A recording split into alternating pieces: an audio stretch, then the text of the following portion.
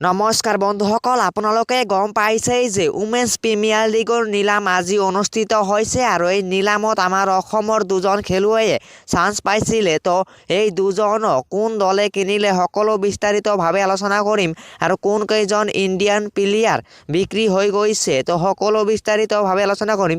তাৰ আগতে আপোনালোকৰ ওচৰত এটাই অনুৰোধ, চেনেলটো যদি নতুনকৈ আহিছে চেনেলটো ছাবস্ক্ৰাইব কৰি বেল আইকনটো বজাবলৈ নাপাহৰিব। তেন্তে বলক ভিডিঅ'টো আৰম্ভ কৰোঁ। এক নম্বৰত আছে স্মৃতি মন্দানা। স্মৃতি মন্দানাক ৰয়েল চেলেঞ্জাৰ্ছ বেংগালুৰুৱে 3,40,00,000 ক্ৰয় কৰিছে। 2 নম্বৰত আছে হাৰমানপ্ৰীত কৌৰ।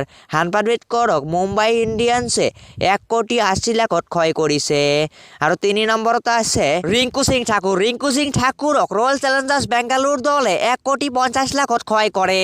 4 নম্বৰত আছে দীপ্তি শৰ্মা। দীপ্তি শৰ্মাক ইউপিয়ে 2,60,00,000 ক্ৰয় কৰে। আমাৰ অসমৰ যি দুজন খেলুৱৈ আছিলে সেই দুজনৰ নাম মতা হোৱা নাই, তো চাব লগা হ'ব মাতে নে নামাতে। আৰু আপোনালোকে যদি এইটো চাবলৈ বিচাৰে তেনেহ'লে চেনেলটো ছাবস্ক্ৰাইব কৰি ৰাখিব। চেনেলটো ছাবস্ক্ৰাইব কৰি ৰাখিলে আপোনালোকে আপডেটসমূহ পাই থাকিব।